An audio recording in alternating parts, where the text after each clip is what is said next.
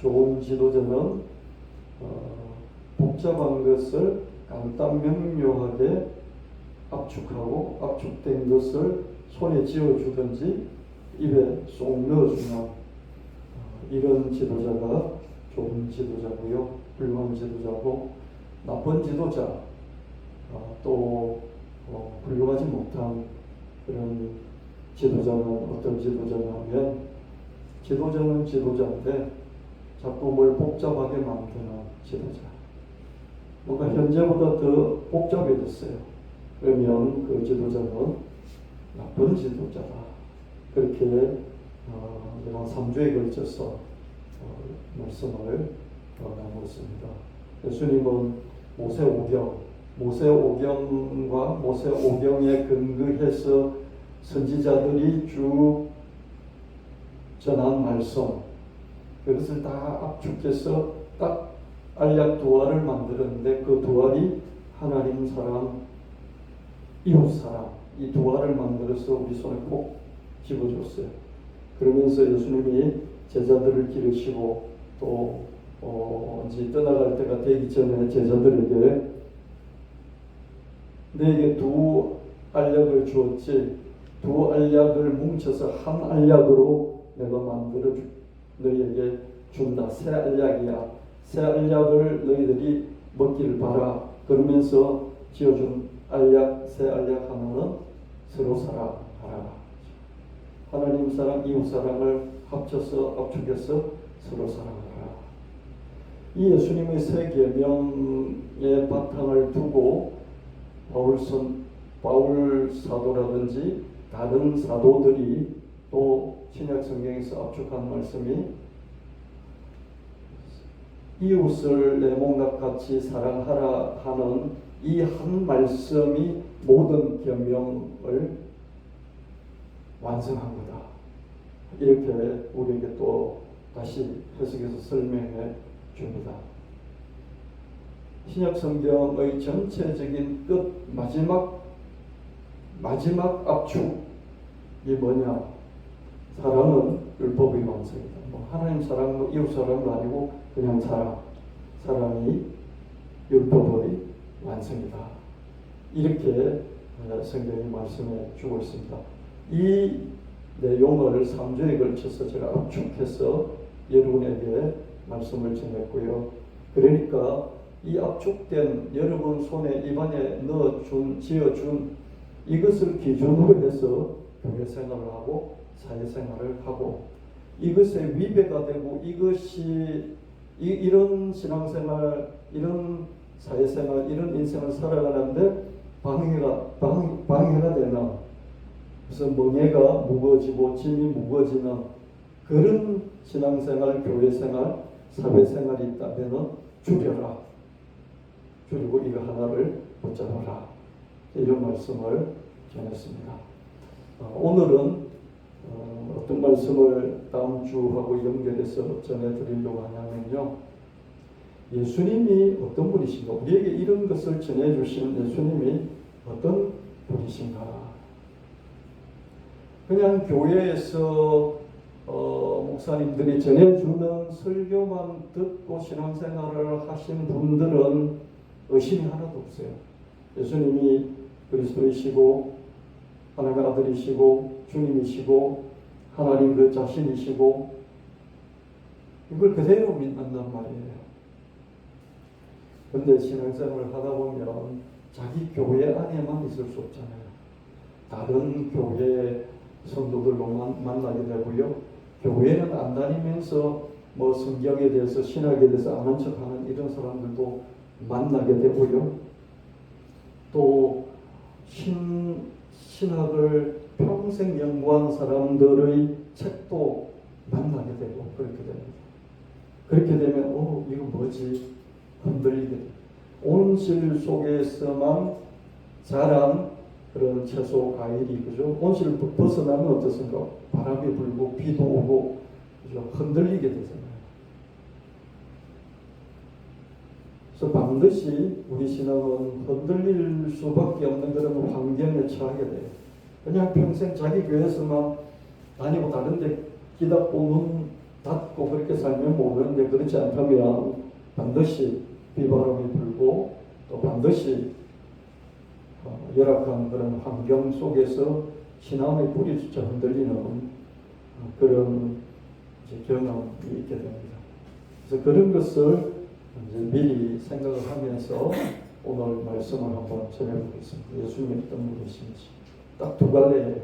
한 갈래는 뭐냐면 우리가 요한복음 1장 1절에서 4절 나오는 요한복음 1장의 말씀을 강력하게 교회에서 계속 들어가지고 처음부터 예수님은 하나님이셨다. 거기서 출발해 오나 그런 믿음이 있는가 하면, 하나는 예수님이 인간인데 좀 뛰어난 인간이고, 뛰어난 인간을 자꾸 사람들이 따르다 보니까 부활했다고 그렇게 믿기도 하고, 또 승천했다고 믿기도 하고, 또 하나님 보좌 우편에 앉아있는 또 다른 하나님이라고 믿기도 하고, 이거는 시간이 가면서 예수님 사후에 그렇게 만들어간 그 신격화라고 그랬잖아요. 신격화된 그런 예수야. 이런 극단적인 두 부류가 있다는 것이죠. 오늘은 이 관점에서 말씀을 한번 같이 나눠보겠습니다. 여러분에게 은혜를 드리고 또 여러분에게 세임과 능력을 드리는 그런 설교는 아니에요. 지난주에도 정리하는, 지난 세 주간도 정리하는 그런 말씀을 드렸고요. 이번 주도 여러분의 두뇌를 다시 흥크러져 있는 두뇌를 다시 세팅을 시켜서 딱 정리를 시켜주는 그런 교육적인 그런 설교다. 이렇게 여러분들이 생각을 하시고 들으시길 바랍니다. 늘 은혜를 선포하고 능력을 선포하고 하나님께 응답을 구하는 그런 설교도 필요하겠지만, 자기 머리를, 자기 사고를 체계적으로 신앙의 체계를 잡는 그런 것들도 정말 중요하다. 그래서 오늘은 그런 방향의 설교를 하도록 하겠습니다. 아멘.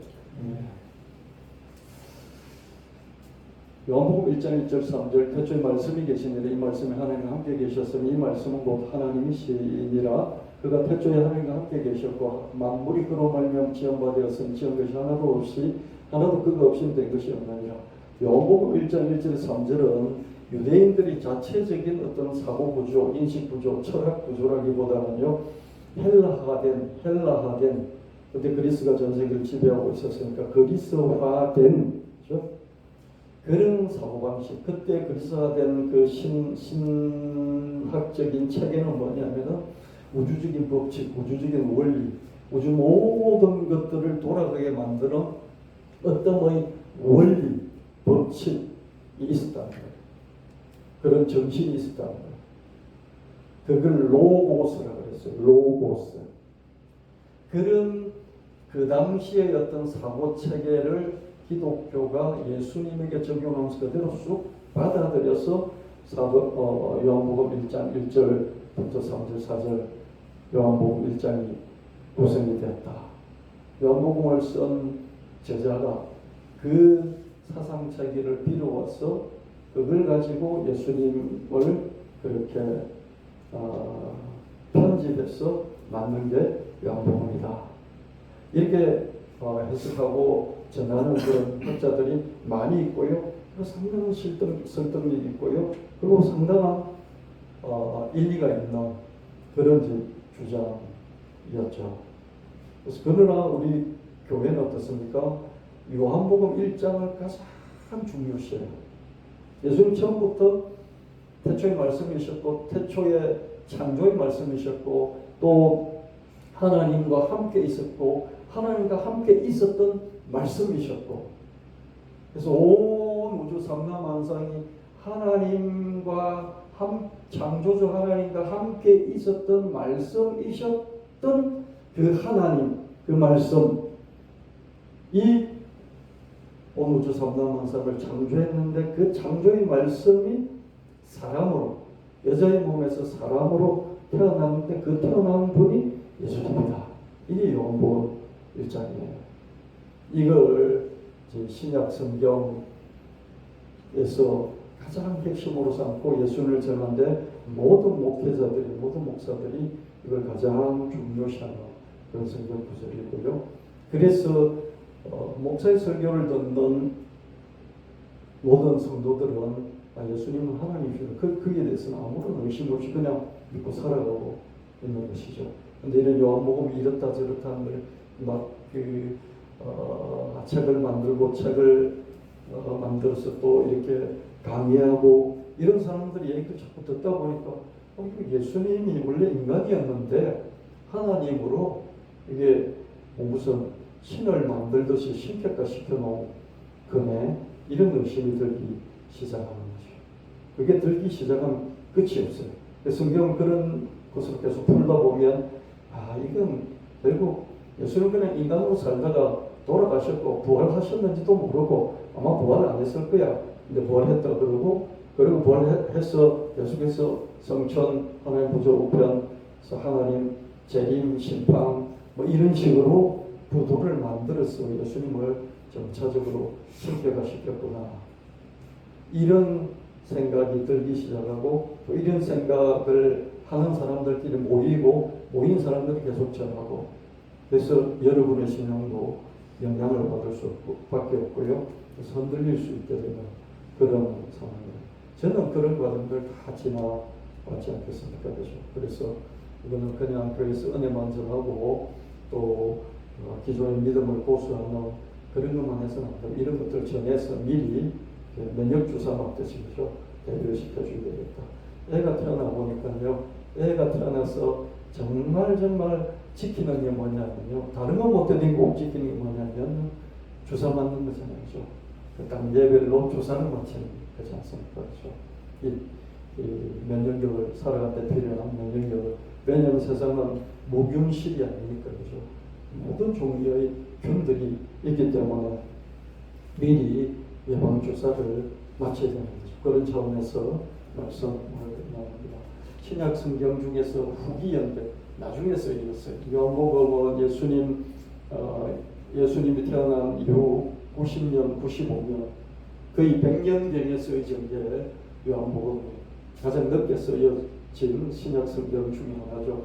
요한복음은 예수님의 신성을 최상급으로 묘사를 하고 있습니다. 본래부터 예수님은 하나님 함께 계신 하나님, 태초의 말씀, 창조의 말씀, 그리고 육신, 인간으로 오신 그런 원래 우주 삼라만상의 근본이 되는, 그 근원이 되는, 그 출발점이 되는 그 모든 것을 있게 한 그 말씀이셨다.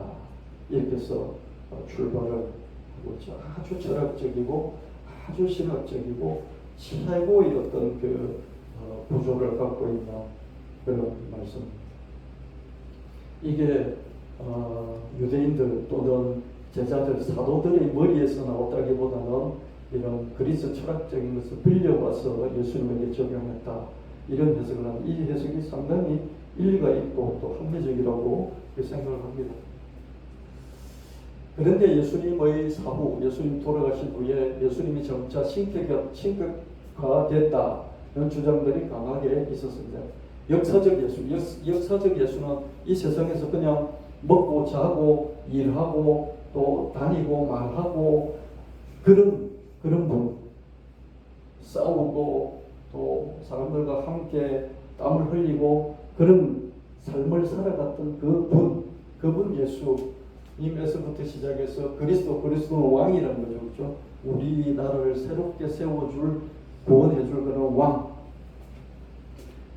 왕으로 성격을 시켰고, 또 그러다가 하나님 아들로 성격을 시켰고, 하나님 그 자신으로 성격시켜서 신격화, 신이 아닌데 신으로 만든 작업이 점진적으로 진행됐다, 이런 주장들이 강하게 있었고요.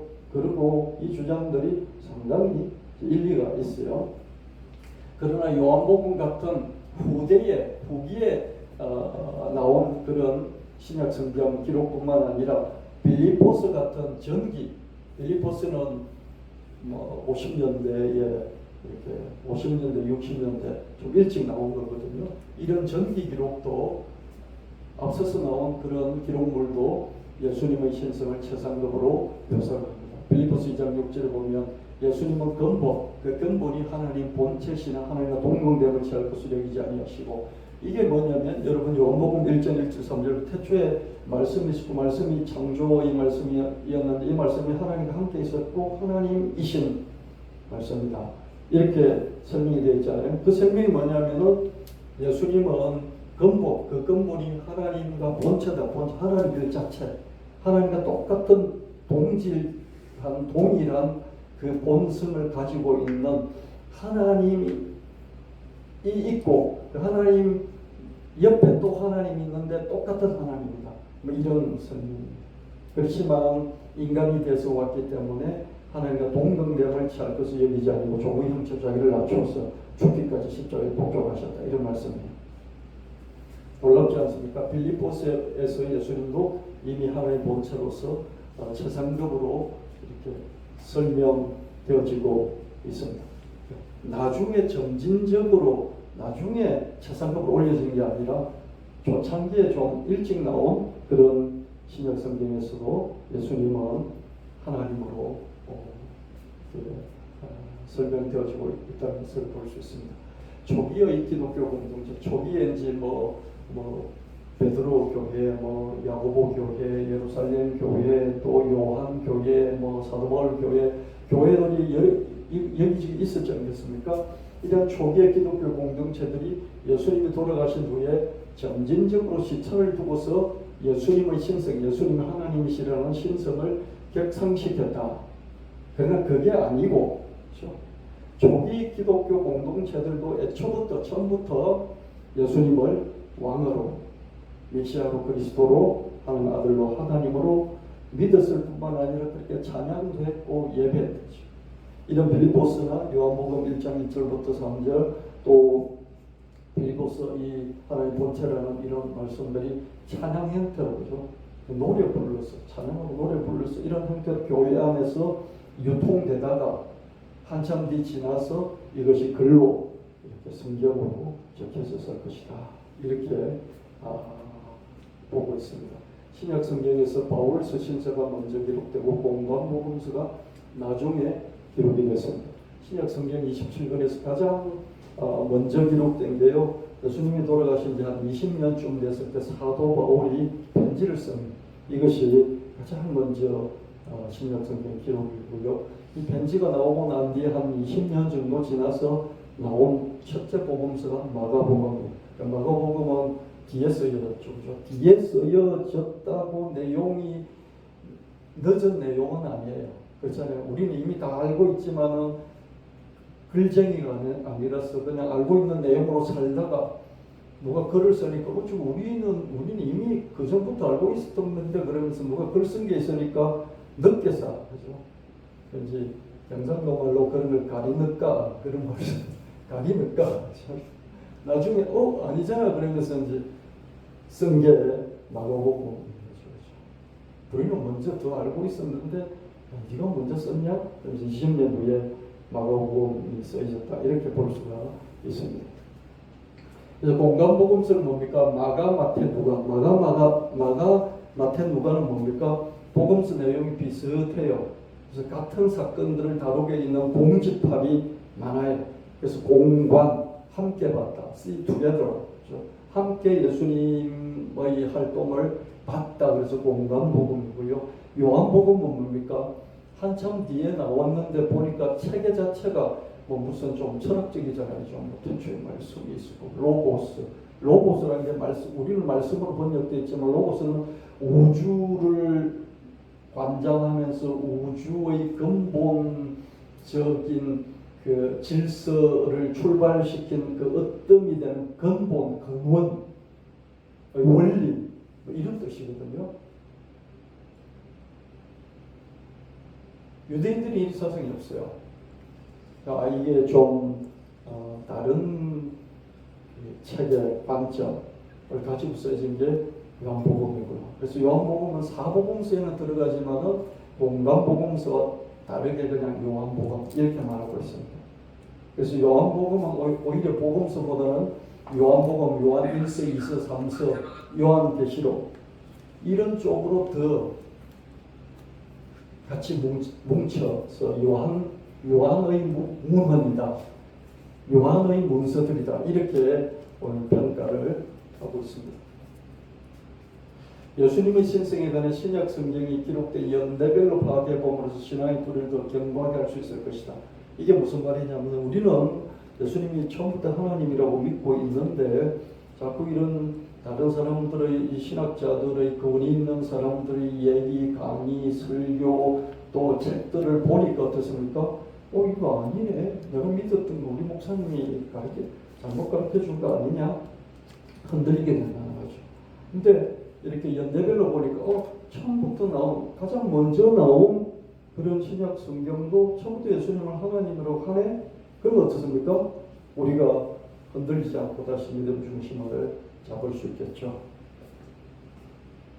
AD 50년대는 예수님이 태어나시고 난 뒤에 50년, 51년, 2년, 3년, 59년 이렇게 50년대 기록된 게 뭐냐면 데살로니가전서.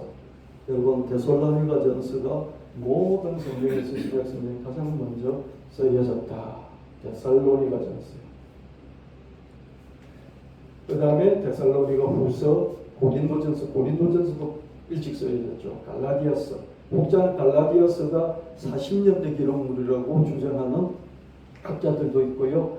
아니다, 좀 더 늦게 나왔어. 갈라디아서 뒤로 보는 그런 학자들도 있는데요. 어떤 학자들은 갈라디아서를 가장 먼저 보기도 합니다. 그 다음에 여러분들이 좋아하는 로마서, 60년대 나온 그런 성경은요, 빌립보서, 골로새서, 빌레몬서, 에베소서, 마가복음은 한 70년 가까이 했죠. 65년에서 한 70년, 70년 가까이. 그러면 가장 먼저 쓰여진 게 데살로니가 전서라면 50년부터 70년까지 한 20년 차이가 되잖아요. 한 20년 그런 격차가 있습니다. 마가복음이라고 해봤자 한 20년 차이가 있다. 80년대는 마태복음, 누가복음, 사도행전. 마태, 마가, 누가, 사도행전. 누가복음, 사도행전 하나의 책이죠. 그죠? 이 하나의 책, 마태, 누가, 사도행전 이것은 80년대에 나왔다. 90년대는 요한복음, 요한일서, 요한일서, 요한삼서, 요한계시록. 요한의 문헌들을 보면요, 상당히 철학적이에요. 예수님도 상당히 철학화되어 있는, 신학화되어 있는 그런 예수님. 세상에서 활동하면서 그냥 땀을 흘리고 모든 사람의 어떤 감정이 드러나 있는 그런 예수님이 아니고요. 상당히 정정화되어 있는 그런 예수님의 모습을 말해주고 있습니다. 90년대의 요한복음 같은 요한의 문헌뿐만 아니라 50년대, 60년대 바울의 서신서에도 예수님의 신성이 최상적으로 묘사가 되어 있다. 그렇다면 이렇게 예수님이 돌아가시고 난 이후에 점점점 예수님이 그리스도의 하나님 아들로, 하나님 아들에서 하나님으로 이렇게 쭉쭉쭉쭉 성격되어진 그런 것이 아니면 처음부터 먼저 나온 것들도 예수님을 하나님이라고 하는구나. 그래서 우리는 다시 우리 신앙의 중심의 뿌리를 다시 한 번 더 강하게 내릴 수 있는 것이죠. 데살로니가전서 1장 10절 또 죽은 자들 가운데 살리신 하나님의 아들이 하늘로부터 강림하실 것을 데살로니가전서 가장 일찍 나왔다고 그랬잖아요. 그렇죠? 하나님 아들이라고 되어 있고요. 또 강림한다. 재림에 대해서 말하고 있잖아요. 가장 오래된 신약 성경에는 데살로니가전서 50년, 51년에 나왔어요. 하나님 아들 재림의 주라고 밝힙니다. 데살로니가전서 4장 16절에 주께서 예수님을 주라고 부르죠. 그 다음에 하늘로부터 강림한다. 그렇죠? 여기도 보면 주님이라고 부르고요. 또 그리스도를 부르고요. 재림의 주 이렇게 묘사를 하고 있습니다. 데살로니가 후서는 1년, 2년 뒤에 나왔죠. 그죠? 데살로니가 전서보다도요. 이것도 재림의 주로 예수님을 말씀하고 있습니다. 데살로니가 후서 1장 7절 환난을 받는 내게 우리와 함께 안식으로 갚으신 것이 하나님 복이니 주 예수께서 자기의 능력의 천사들과 하늘로부터 불꽃 가운데 나타나실 때 예수님 재림을 말씀하고 있잖아요. 가장 먼저 쓰여진 데살로니가 전서 후서에서 이미 예수님은 하늘에 올라가셔서 재림하는 그런 모습까지 그려주는 강력한 예수님을 말해주고 있습니다. 마가복음보다도 한 20년 먼저 나온 성경에 사도 바울은 이렇게 예수님을 강력한 최상급 수준의 신으로 하나님으로 그리고 있습니다. 고린도전서 8장 6절에 그는 우리에게 한 하나님 아버지가 계시고 만물이 이 하나님 아버지로부터 났고 또 우리에게 한 주님 예수 그리스도가 계시는데 만물이 이 예수님으로부터 말미암고 우리도 그로 말미암았나이다. 고린도전서는요 53년 54년 이렇게 나왔는데요. 예수님을 그리스도 창조주로 보죠. 그렇죠? 고린도전서 15장 3절 4절은 내가 받은 것을 먼저 너에게 전하였노니 성경대로 예수 그리스도께서 우리 죄를 위해 죽으시고 성경대로 다시 사흘 만에 살아나사. 이 고린도전서 15장은 예수님을 부활의 주, 재림의 주, 승리의 주 이렇게 묘사를 하고 있습니다.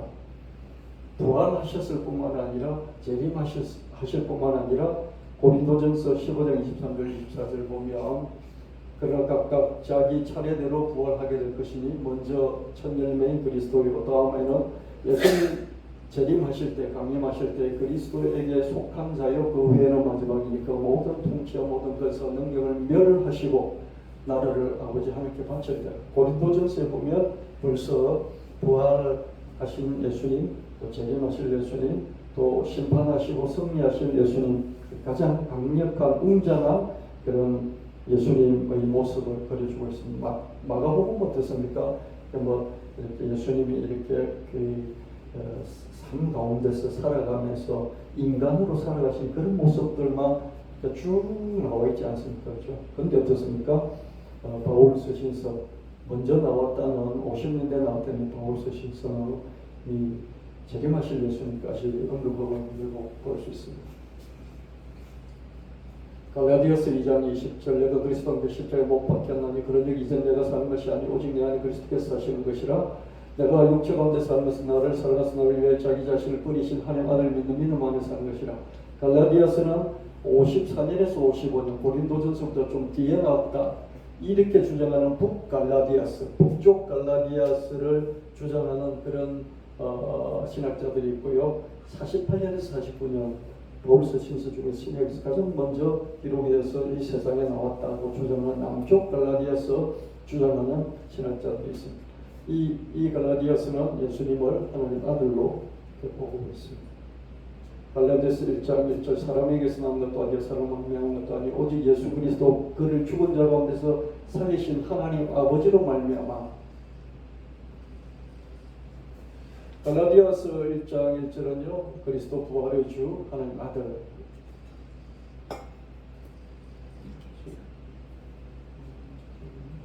갈라디아서 4장 4절은 하나님 그 아들을 보내사 여자에게 나게 하시고 하나님 아들이라 말하고 있습니다. 고린도서 10장 12장 8절에 보면요 이것이 내게서 떠나가게 하기 위하여 내가 3번 죽게 강구하였더니 사도 바울이 예수님께 육체의 가시가 떠나게 해주시라고 합니다. 여러분 기도를 할 때는요 하나님께 기도하지 예수님께 기도하지 않습니다. 그 당시에 예수님께 어떻게 기도하겠습니까?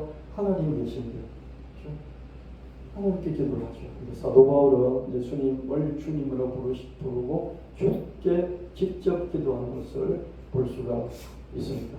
예수님을 하나님 수준으로 보고 있는 것이죠. 고린도서는 55년 56년입니다.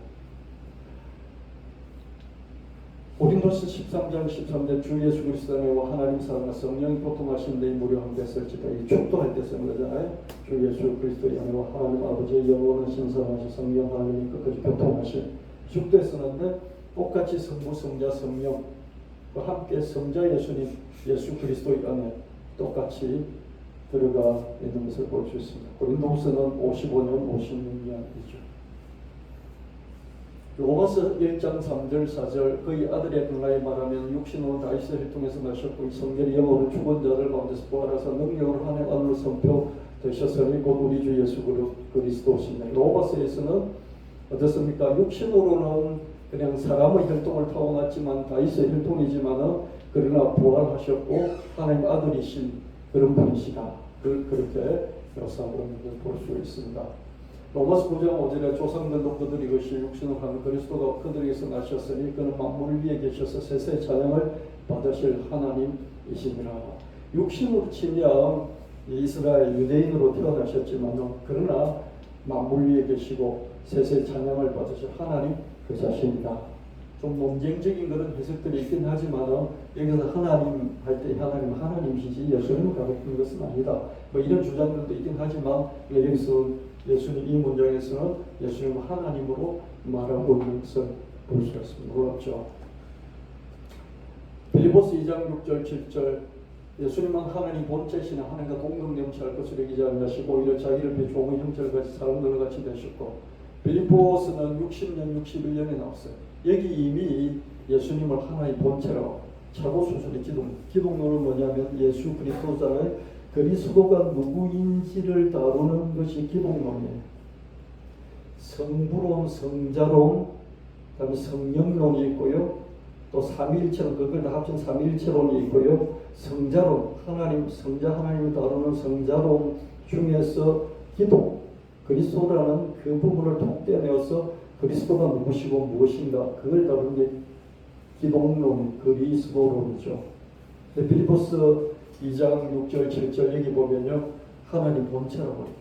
눈에 보이는 사람으로 태어나서 우리 앞에 있었던 그 역사적인 그 인간으로서의 예수를 하나님 본체는 뭡니까? 하나님 그 자신이라고. 하나님의 곁다리도 아니고요. 하나님에서 난 아들도 아니고요. 그냥 하나님 그 자신, 본체. 하나님과 본질이 동등한, 동질한, 동등한, 동급의 본체라고 한 거죠. 놀랍지 않습니까? 사도 바울이 60년이면 어떠세요? 빌립보서가 나온 게 60년, 61년이잖아요. 아직 마가복음이 나오기 10년 전에 마가복음이 나오기 거의 10년 전에 이미 바울은 이렇게 우리에게 예수님을 설명해주고 표현해주고 있습니다.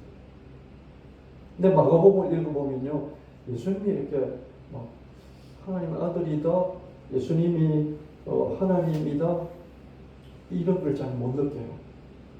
인간으로서 그리스도는 우리를 대신해서 우리를 구원해 줄 왕으로 오신 분이라는 뜻이잖아요. 그 정도는 인정하겠어요. 근데 그런 마가복음이 나오기 훨씬 전에 사도 바울은 예수님 하나님의 본체다. 인간을 하나님으로 격상시켰을 뿐만 아니라 하나님 그 자신이다. 하나님 동급으로 비슷하다는 게 아니라 하나님이 그 자신이시다. 본체다. 이렇게 말하는 거죠. 사도 바울이 자기가 사상체계를 만들어서 지어내서 우리에게 전했다기보다는 그 당시에 그 무렵에 사도 바울을 비롯한 여기저기 있는 교회 공동체들이 예수님을 그렇게 믿고 찬양하고 노래 부르고 그런 내용을 가지고 예배했던, 설교했던 그것이 기록된 것이다. 이렇게 보기도 합니다. 우리는 이제 그 라인을 따르는 거죠. 골로새서 1장 16절을 보면 만물이 예수에게서 창조되되 하늘과 땅에서 보이는 것들과 보이지 않는 것들과 혹은 왕권들이나 주권들이나 통치자들이나 권세들 만물이 다 그로 말미암고 그를 위하여 창조되었고 우주 삼라 만상이 이 세상의 모든 권세, 권위, 통치, 왕조들 이런 것들이 예수님으로부터 나왔고 예수님을 위해서 나왔다. 이렇게 골로새서는 기록합니다.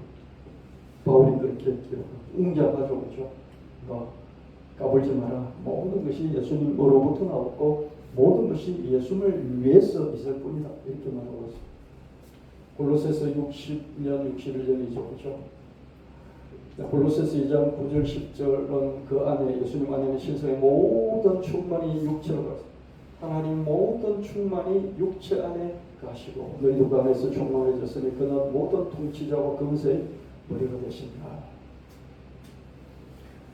빌레몬서 1장 3절에 보면 하나님 우리 아버지 주 예수 그리스도로부터 은혜와 평강이 너에게 있을지어다. 축도문 같죠, 그죠? 빌레몬서 60년 61년 그리스도 주 이렇게 나오고 있죠, 그죠? 빌레몬서 1장 25절 우리 주 예수 그리스도 은혜가 너희 10년 함께 있을지어다. 여기도 보면 어떻습니까? 하나님 아버지와 나란히 주 예수 그리스도의 은혜와 평강 그러니까 평강의 근원이 하나님 아버지 그리고 주 예수 그리스도다. 예수님을 하나님과 나란히 놓고 보는 것을 볼 수 있습니다. 에베소서 1장 20절 21절 예수님의 하나님의 능력이 그리스도 안에서 역사하사 죽은 자들 가운데서 다시 살리시고 하늘에서 자기 오른편에 앉히사 모든 통치와 근세와 능력과 축복과 이 세상뿐만 아니라 온 세상에 일컫는 모든 이름이 뛰어나게 하시고 또 만물을 그의 발 아래 복종하게 하시고 그를 만물 위에 교회의 머리로 삼으셨다. 만물 위에 교회가 있다. 모든 만물 위에 교회가 있고 이 교회의 머리가 예수님이시다. 그럴 뿐만 아니라 모든 통치와 권력 이것의 머리가 되시고 그 위에 뛰어난 분이시고 하나님 보좌 우편에 앉아 계신 분이시다. 이렇게 설명합니다. 히브리서 1장 2절 3절 이 모든 날 마지막에 아들을 통하여 우리에게 말씀하셨다. 선지자를 통해서 꿈과 환상을 통해서 우리에게 말씀하시던 그 하나님 마지막은 자기 아들을 여인의 몸에서 태어나게 하시고 그 아들의 삶을 통해서 우리에게 계시를 주셨다. 꿈도 아니고 환상도 아니고 선지자도 아니고 예수님을 통해서 하나님 아들이셨던 예수님을 통해서 우리에게 말씀을 복음을 전해주셨다. 하나님께서 이 아들은 만유의 상속자다. 이 아들로 말미암아 모든 세계가 창조되었다. 이 아들은 하나님 영광의 감체의 본체의 형상이다. 본체이시다. 하나님 영광이시다. 예수님이 능력의 말씀으로 만물을 붙드시고 죄를 정결케 하는 일을 하시고 하나님 보좌 우편에 앉아 계시다. 히브리서는 64년, 68년 또는 학자에 따라서 80년, 90년 이렇게 기록된 성경이라고 말하고 있습니다. 히브리서는 바울의 서신서는 아닌 작자 미상의 성경, 신약 성경인데 빨리 써있으면 60년대, 늦게 써있으면 8, 90년대. 여기서는 하나님 아들 창조주, 하나님 본체, 형상, 하나님 보좌 우편에 앉으신 분 이렇게 설명해 주고 있습니다. 여러분 여기까지 이렇게 달려왔습니다. 다음 주에는 공간복음, 마가, 마태, 누가에 나타나 있는 예수님의 신성에 대해서 좀 다뤄볼 것입니다. 마태, 마가, 누가는 또 사도행전은 어떻습니까? 이미 일찍부터 사도 바울 이전부터 예수님을 하나님으로 보고 그리스도로 또 하나님 아들로 또 하나님으로 보고 믿고 또 찬양하고 예배하고 했는데 기록된 것은 아마 사도 바울보다 20년, 30년, 40년 늦게 기록을 했을 것이다. 거기에 나타나 있는 예수님은 사도 바울은 예수님이 부활하신 이후에 예수님만 초점을 맞추고 그리고 부활하신 이후에 승천하시고 재림하실 그런 예수님에게만 맞추고 기록을 했다면은 마가복음, 마태, 누가는 제자들이 이렇게 같이 뒹굴면서 살아가면서 같이 땀 흘리고 먹고 마시고 생활하는 가운데 인간으로 살아가신 그 예수님의 모습이 대부분이고 거기서 번뜩번뜩 드러나는 그리스도 하나님 아들 하나님으로서의 예수님 모습을 그려주고 있을 것이다. 그것을 우리 또 한번 살펴보도록 하자. 그래서 이 살펴보는 목적이 신학자들이 강력하게 주장하고 교회를 흔들어 놓는 우리 신앙의 뿌리를 완전 잡아 빼는 그런 예수님이 인간이었는데 점점 신으로 성격이 되어서 신격화된 그런 존재이다 라는 그런 우리는 받아들이지 않고 배척하고 우리의 신앙들을 더 견고하게 지키는 그런 의미로 이번 주 설교를 같이 나눴고요. 다음 주에는 또 공간복음 사도행전 이름을 중심으로 예수님이 어떻게 묘사가 되어 있는지 한번 살펴보는 그런 시간을 갖도록 하겠습니다. 아멘. 이런 것도 여러분이 또 머리에 잘 세팅이 되어 있어요. 그럼 여러분이 교회를 떠나든지 교회 안에 있든지 다른 교회를 가든지 어디를 가든지 믿음을 그대로 지키면서 자존감 가지고 자신감 있게 신앙생활을 할 수 있다. 그런 면에서 말씀을 드렸습니다. 다시 정리를 하겠는데요. 지난 3주 동안의 말씀 중에 하나가 신앙과 자유의 두 어떤 되며 하나님 원하시는 것은 제사가 아니라 하나님을 아는 것이고 친밀한 관계를 쌓는 것이다. 지혜도 용맹도 부함도 자랑하지 말라. 하나님과 친밀한 관계 쌓기를 자랑하라. 많은 재물 많은 모임을 하나님 기뻐하실까? 아니다. 하나님과 교제하며 선행을 하는 것을 하나님 기뻐하신다. 하나님 많은 재물 많은 모임을 바라시지 않아 친밀한 영적 관계 바른 사회적 관계를 원하시지 영적인 관계뿐만 아니라 사회적인 관계를 원하시지. 그래서 십자가가 내려간 자리에 베이커리가 들었었어요. 많이 들었었습니다. 그동안에.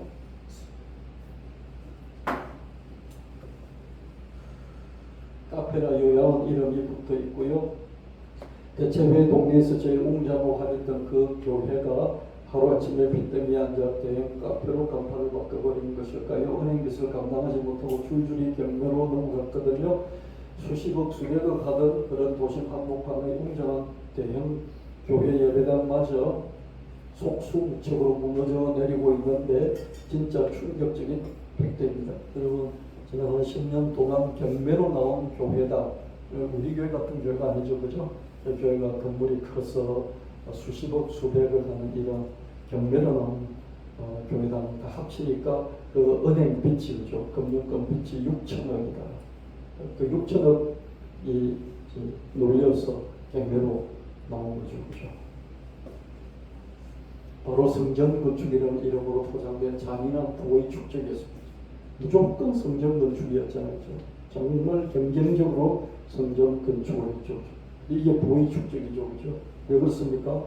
성전 건축하면 그게 이제 돈이니까 그죠, 재산이죠. 이 재산 누가 가집니까? 뭐 목사나 또 그 장로들이나 또 목사 장로 합쳐진 어떤 그 중심 세력들이 이제 재산을 관리를 하게 소유하고 관리를 하겠죠. 이 돈은 어디서 나왔습니까? 현재 성도들, 어린 성도들의 작은 그런 헌금에서부터 또 목돈 이르기까지, 그죠? 교회에서 빌린 그런 돈까지 해서 그의 축적이 있었겠죠, 그죠? 그래서 이렇게 하다 보니까 성전이 지금 성전 유지해야 되잖아요, 그죠? 장로님들이 바라는 것은, 큰 교회의 장로님 바라는 것은 최소한 목사가 현재의 이 규모를 유지해라. 1000명이면 1000명을 유지해야 돼. 근데 만약에 목표를 2년, 3년 했는데 900명, 800명이 떨어졌다 그러면 어떡합니까? 이제 장로들이 장례를 열어가지고 이 목사를 내보내고 이 교회를 좀 더 성장시켜 줄 수 있는 목사를 뽑자. 반드시 그렇게 되겠죠, 그죠? 왜 그렇습니까? 교회가 망하더라도 진짜 복음의 본질을 가르쳐라. 이렇게 하고 싶잖아요. 하고 싶은데 어떻습니까? 당장 건물이 넘어가니까, 그죠? 부채를 갚아야도 건물이 넘어가니까 어떻습니까? 어떻게 하든지 사람들이 더 들어와야 되잖아요, 그죠? 맞지 않습니까? 이 현실적인 문제잖아요.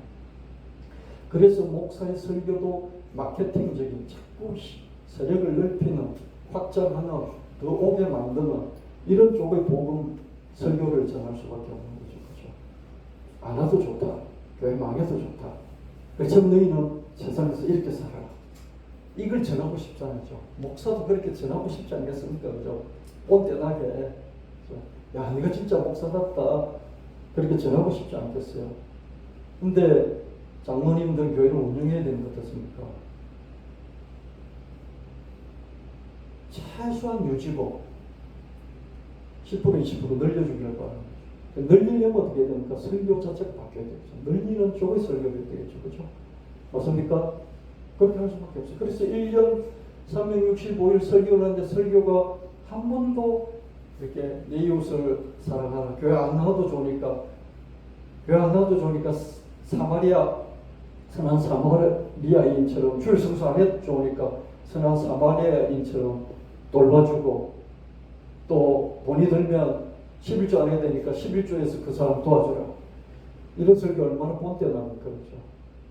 이런 설교 못하는 것일 것입니다. 절대로 못하죠. 그렇게 설교하면 어떻습니까? 장로님들에게 큰일 나죠. 왜냐하면 장로님들은 교회를 유지해야 되는 거죠. 빚을 관리하면 돼야 되는 거죠.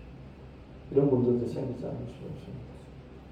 그래서 근교회 목사님들이 의식이 없다기보다는 끌려다닐 수밖에 없는 자기들. 의식이 없는. 이러면 안 되는데라는 생각을 전혀 못하는 그런 사람도 있겠지만 그러나 이제 거기서 2대, 3대, 4대 이렇게 청빙받아서 목회하는 목사들은 그런 의식들을 다 있어요. 그래서 지난 10년, 11년 사이에 140만 명의 성도들이 교회를 떠났습니다. 믿음이 없어서 떠난 사람도 있지만 믿음이 있지만은 이건 아니잖아. 그래서 떠난 그런 성도들도 많이 있습니다. 하나님 사랑이 첫째 계명, 이웃 사랑이 둘째 계명, 친밀한 영적 관계를 맺고 바른 사회적 관계를 가져야 해. 종교 지도자들은 수많은 규정을 만들어 지키게 해. 그 규정들이 고된 멍에가 되고 무거운 짐이 되지. 그러나 주님은 멍에를 꺾으시고 짐을 가볍게 하시지. 멍에를 다시 메고 신앙의 자유를 빼앗겨서는 안 돼. 짐이 점점 더 무거워진다면 참된 신앙생활이 아니야. 수많은 예배, 기도회, 모임, 공부, 훈련, 행사, 봉사, 신앙의 자유를 빼앗는 짐이 된다면 줄이고 버려야 해. 주님과 친밀한 영적 관계, 이웃과 바른 사회적 관계, 이 두 어떤 계명에 집중해야 하고 다른 것들은 후순위야. 많은 종교 지도자들은 더 많은 규정을 만들어 지키게 하고 주님은 핵심을 압축하시고 또 어떤 계명을 주시지. 주님 사랑과 이웃 사랑 외에는 줄이고 버려서 신앙의 자유와 또 어떤 계명에 집중하는 거야. 신앙의 자유와 또 어떤 계명에 집중하는 거야. 여러분들이 어떤 경우라도 교회 다니시되 최소한 교회의 구성원으로서 해야 될 책임을 다하시되 의무와 책임을 다하시되 내가 신앙의 자유, 주님이 내게 자유를, 신앙의 자유를 주셨는데 이 자유가 없어졌어. 난 짐만 더 무거워. 그러면 짐을 버려야 되는 거죠. 교회 생활을 다시 점검해야 되는 거죠. 그래서 내가 정말 하나님을 사랑하는가? 내가 이웃을 사랑하는가? 하나님과 올바른 영적 관계를 맺고 이웃과 사회적인 관계를 내가 바르게 하고 살아가는가? 이것을 중심으로 다시 기준을 잡아야 된다. 이런 말씀이었습니다. 단 하나의 세계며 거짓된 지도자는 더 많은 규정을 만들고 참된 지도자는 더 적은 규정을 제시하지. 종교 지도자는 많은 규정을 강조했고 예수님 두었던 계명으로 요약해 주셨습니다. 종교 지도자들은 멍에와 짐을 지었고 예수님 멍에와 짐을 가볍게 하셨어요. 두었던 계명도 세 계명 하나로 압축을 했죠. 그렇죠? 알약 2개를 지어주시다. 알약 2개를 뭉쳐가지고 다른 새 알약 큰 거 하나를 주셨죠. 내가 사랑한 것처럼 내가 너희를 사랑한 것처럼 너희도 서로 사랑하라. 한국교회 신뢰도가 올해 이렇게 조사했는데 19%가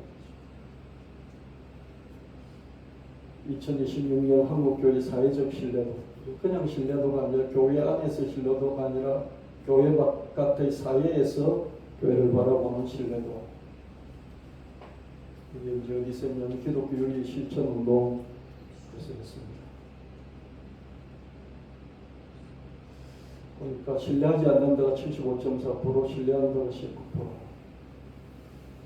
이렇게 신뢰하지 않는 것이 일시적인 그런 게 아니라 구조적으로 계속 굳어져가는 그런 흐름이다.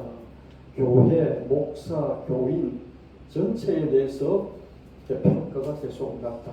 목사에 대해서만 낮은 게 아니라 여러분 장로님, 권사님, 집사님들에 대해서도 그렇다. 교회가 신뢰 회복을 위해서 가장 먼저 해야 될 게 뭐냐면은 교회 이익을 가장 우선시 두는 이것 때문에 사회가 비난을 한다. 그래서 공공적인, 공공성, 공익적인 이런 것을 우선하는 그런 태도가 있습니다. 내 교회는 내 교단, 우리 목사가 아니고 사회를 생각하는 사회 속에서 예수님 있는 것, 사회 속에서 우리 교회, 사회 속에서 우리 교단 이 뭘 하고 있는가 이런 것들을 회복해야 된다. 그런 얘기입니다. 필요한 사회적인 활동이 뭐냐? 윤리, 도덕, 실천, 가장 높게 뽑혔다.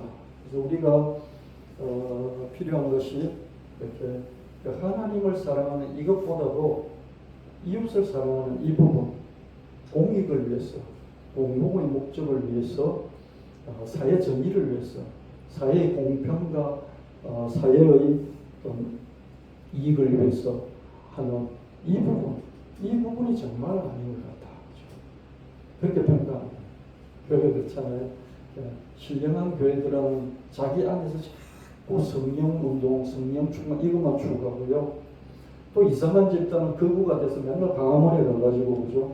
또 저런 집회를 하고 태극기 흔들고 그러니까 일반인들이 보기엔 구체적인 내용을 모르고요. 세세하게 모르고 밖에서 보는 일반인들의 눈에는 어떻습니까?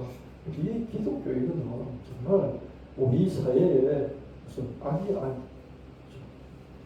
악적인 존재야. 이렇게 저만 하더라도 예수를 안 믿는다면 뭐 이렇게 특기 흔들고 막 그런 거 보고 또 교회 안에서 막 자기들끼리 성경 운동한다 그러고 뭐 그런 것을 이렇게 언뜻 뉴스 같은 걸 통해서 한 번씩 보면요.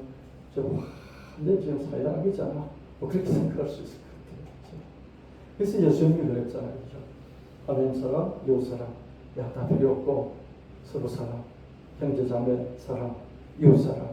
딱 하나 딱 집어주면서 사회적으로 이웃을 네 몸같이 사랑하는 것. 이건 딱 하나. 사람들과 좋은 관계를 맺고 선한 일을 하는 것.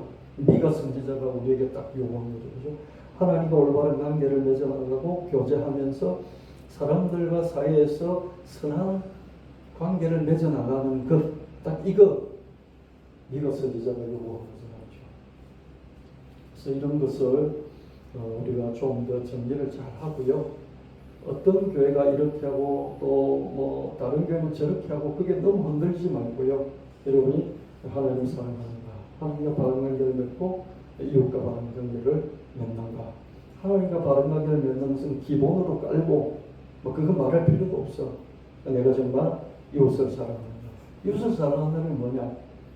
사회에서, 직장에서, 가정에서, 뭐 집안에서, 일터에서 어디서든 내 옆에 있는 사람들과 내가 바른 관계를 맺고 해를 끼치지 않고 억압하고 착취하지 않고 내 유익을 취하기만 하지 않고 유익을 취하기도 해야 되겠죠. 그것만 하지 않고 내가 상대방을 생각하고 바른 관계, 선한 관계를 맺으며 도움도 줄 때 도움을 주면서 그렇게 내가 살아가고 있는가. 이걸 점검하면서 살아가라. 이게